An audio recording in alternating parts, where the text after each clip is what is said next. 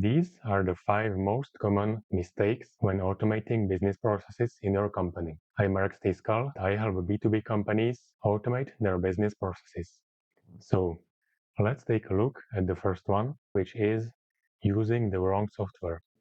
And this is connected to what automation is in this context, and that is using the various no-code and low-code tools that are now very common to automate your processes rapidly. And you can already see that I have chosen 3 of them that are pretty good, and each one of them has their own limitations, their own capabilities. You will be using one of them to basically control and automate all of your processes, or a good part of them. It will be something like a CRM. It will be a software that will be controlling a big part of your company. And so you really want to choose right. Because, as I'm saying here, migration always takes a lot of time, and it's usually a time that is wasted. But of course, if you are locked in into some suboptimal software, you need to make the transition. That is without discussion. But still, migrating is something that we want to avoid in the first place. So, how to choose right? Well, it's a spectrum that is basically accessibility on one end and the advanced capabilities on the other end. And by accessibility, I mean something like Zapier, maybe on Make, which looks good. It's visual, you can see what you're doing. But these types of software are sometimes limited in their capabilities. And to be clear, a lot of people who maybe try to do something themselves, they come back and they a lot of the times tell us, hey, I've tried automating something myself, but I couldn't do it. Sometimes it's absolutely a case of just, I would say, skill issue, but sometimes these platforms really have some capability limit, and you have to take that into account. And I'm kind of pointing at Zapier in this case, but there is a lot of software that is worse. And trust me, if you choose Zapier, it's maybe at the end of the spectrum of accessibility, but nevertheless, if you choose it, it's a good option. It's still, you could have chosen much worse, and that could have been a real problem in the future. But still, you have to assess what your plan is and what capabilities you will need, and it is best done if you talk to a professional. Sure, if you're a technical founder, maybe you can do it yourself, but then again, maybe you should do something else than watching this video in this case. Limitations, that's what we already talked about, and there are some inherent limitations in the platform. And usually what happens is that you kind of get logged in and then you find those limitations. And then it's not too late, but you have to migrate, and it takes some of your resources, some of your time that could be spent better elsewhere. So just to rank these options I have there, Zapier, of course, it's very marketed everywhere. It's good if you just need to connect something. If you have, hey, I have step A and then I have step B, I need to do these 2 things. Sure, you can use Zapier. On the other end, there's Nathan, which is fairly programmatic. It's good for software teams, and it's good if you have some software development jobs. And then you can use Nathan. It has a robust self-hosting option, so this is a plus, but it's not as accessible as Zapier or even Make. And Make is my favorite. It's what I usually recommend clients. It's where I work with, and that's because it is in the middle of these two. It's not as, I would say, limited as Zapier, and it's not as complex as Nathan, and I would say overly complex for most of the applications. You know, some people say Make is limited, but in my experience, I have always been able to do everything the clients requested.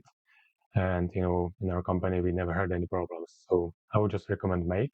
But before any project starts, obviously, we need to gather the requirements and we need to choose the right software for you. All right, on to the second point. This is bad architecture. Okay, this is a bit more advanced, but let's suppose you are starting to automate your processes. And what a lot of people are doing is they just start without giving it any thought. And what happens is not this picture that is nice, centralized, and this hub and spoke architecture, but what happens is just a web of connected software without any strategy, without any architecture. So just imagine you have CRM like Pipedrive, you have a emailing software like ActiveCampaign, you have maybe cold emailing software, you have some ad management software. What is a trend nowadays? Every software has an automation capability, right? So why not use it? Why not connect the CRM with the cold emailing software? Why not connect it with the same workflow to the ad management software? Hey, why not do some automations in Slack that connect back to the CRM? And you can see how the various software is interconnected with each other, and it starts to resemble a spider web, which is bad, because what happens as your automation portfolio grows, you will have hundreds of these automations, of these workflows, and you need to manage them. You need to see what works, what is getting done here, what is getting done there, what is duplicated, and you need to have control. Other point, very important, is maintenance. Sure, if you leave it to someone else, it's someone else's problem. But if you work with us, we will always advocate for this type of centralized architecture. And what is this green point in the center? That is the automation software that you have chosen in the previous step. This is going to be Make, it's going to be Nathan. I wouldn't really recommend Zapier for larger scale automations, but whatever. This is going to control every other software, is going to communicate first with this central point and then with some other software. And this is good for multiple purposes. As I said, maintenance, the duplication, collaboration, and you will start paying the price for the uncentralized software as you are deeper and deeper into your automation journey and as you have more and more of these workflows.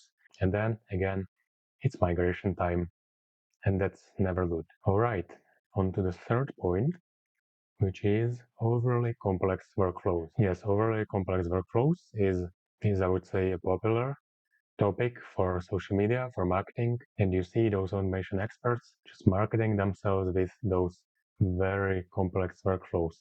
Obviously, what is in the picture here is a exaggeration, but nevertheless, you can see those people just marketing AI agents that can do anything and workflows that run the whole company. It's never good. What you want to do is have some modularity. Okay, because if you have a modular workflow, you can then reuse it. And trust me, if you've never done any software project, never done a coding automation project, you might think that, hey, I'm going to make this only once, but that's never the case. In a week, 2 weeks, you will always need to reuse it. And what are you going to do next? You are going to do another workflow that does the same thing, is very inefficient. It will be a mess. So my recommendation always modularity. And of course, keeping it simple has many more advantages. Reusability, you can understand the workflow properly. Maybe if you manage the workflows by yourself, you can actually understand it, your employees can understand it, and you can troubleshoot it. So if you look at this very exaggerated workflow, what do you think happens when it breaks, right? First, there are no error handling nodes, so that's a problem. But then again, the whole workflow will stop when there is any problem, which means your company operation will stop. So you need to really have a robust error handling and you need to have a small modular workflows. And the last point to add to this is just it's more reliable, it's better to work with, it's faster, it's cheaper to make new ones because you can reuse the workflows you have. So we always use small modular workflows. And if you see someone on social media, maybe marketing something like this, marketing some AI agent that can do anything, I wouldn't trust it necessarily. Like the best scenario is that they kind of understand marketing and they want to show themselves as really knowledgeable, but that's just I would say maybe 10-20% of the people that advertise those complex workflows, and the rest, 80%, will just not understand development principles, and it will cost you in the end. So let's move on to step number 4, which is uncoordinated effort. Okay, what do I mean by this? These days, automation and AI agents specifically are a very hot marketing topic. And so a lot of CEOs, a lot of owners of companies want to jump on the wave and not be left behind. And so they really motivate their employees to also start automating. And this also ties back to the previous 3 mistakes, and I guarantee you that your employees will make those mistakes. But I've specifically mentioned this in point number 4 because it's such a big topic and it's something that we see in companies that are maybe forward looking and are innovating, which is good, don't get me wrong, but this uncoordinated effort can in time really hurt you. So what am I talking about? The employees don't have the full picture. They usually don't know how your company works, what is the big picture of your processes, but I'm just mentioning this to say that they can't build a good architecture of automations. Sure, they can maybe automate their job, but that has its own problems. So what you will get is many do-it-yourself workflows, many small workflows with many points of failure. You will have a big bill for these automation software, and you will see that despite everyone automating, your numbers aren't actually going up as much as you thought. And so maybe you will decide for more coordinated effort. And then again, it's rollback time, it's rebuild time, it's doing the work that can be avoided in the first place if you plan everything properly. And I just have the AI agent picture here because it's a very hot topic right now. But I can guarantee you that if you do start from the foundation of automation, if you, for example, start with automating just your sales process, and I'm not really talking about buying some voice agent or whatever is just hot this month.